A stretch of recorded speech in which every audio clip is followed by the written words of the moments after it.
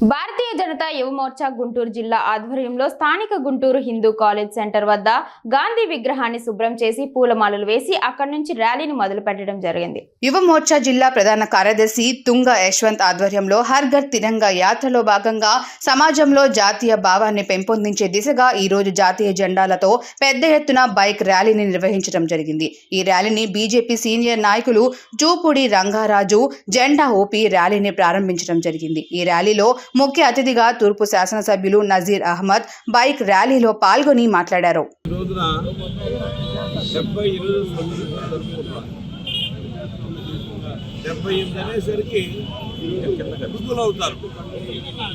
కానీ భారతదేశం వృద్ధ దేశం కాదు, యువ దేశం. 78 ఏళ్ళ మిగతా దేశాలు వృద్ధ దేశాలు అవుతున్నాయి. భారతదేశం అభివృద్ధి చెందే దేశం కదా, యువతతో ముందుకెళ్తుంది. కాబట్టి ఏదైతే లక్ష్య సాధనలో భారతదేశం ప్రపంచానికి తలమానిక కావాలనుకున్నదో 2040 నాటికి ఇది 5 ట్రిలియన్ ఎకానమీ నుంచి 8 ట్రిలియన్ ఎకానమీలోకి వెళ్ళాలి. ప్రపంచంలో ఆర్థికమైనటువంటి దేశం పరిస్థితి కావాల్సిన అవసరం ఉన్నది.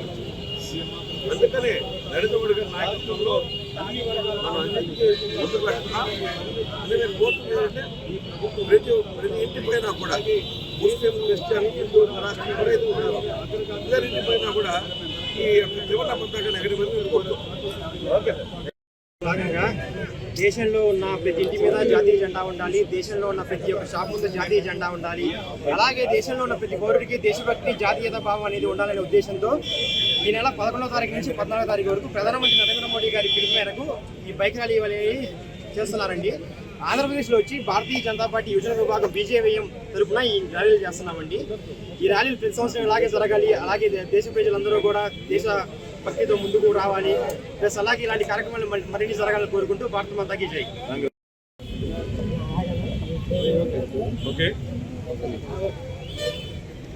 ప్రపంచంలోనే రెండవ అతిపెద్ద ప్రజాస్వామ్య దేశంగా భారతదేశంలో స్వాతంత్ర పోరాటం చేసి అనేక మంది ప్రాణాలు అసువులు బాసి దేశం కోసం ప్రాణాలు అర్పించినటువంటి మహనీయుల త్యాగాల ఫలితంగా అందినటువంటి స్వాతంత్రం ప్రతి ఒక్కరికి కూడా జీవితాల్లో వెలుగు నింపాలని, భారతదేశం ప్రపంచంలోనే అగ్రగామిగా మారాలనే ఆలోచనతో నరేంద్ర మోడీ గారి నాయకత్వంలో భారతదేశం వెలుగుతుంది అనే నినాదంతో ఈరోజు ముందుకు సాగుతున్నటువంటి తరుణంలో మన రాష్ట్రంలో కూడా చీకటి పరిపాలన పోయి బ్రిటిష్ వాళ్ళు తలదన్నేటువంటి పరిపాలన చేసినటువంటి నాయకుల్ని పాల్గొని ఈరోజు చంద్రబాబు నాయుడు గారి నాయకత్వంలో ఎన్డీఏ కూటమి ప్రభుత్వంలో ఆంధ్ర రాష్ట్రానికి నిజమైనటువంటి స్వాతంత్రం వచ్చినటువంటి పరిస్థితులు కూడా కనిపిస్తూ ఉన్నాయి.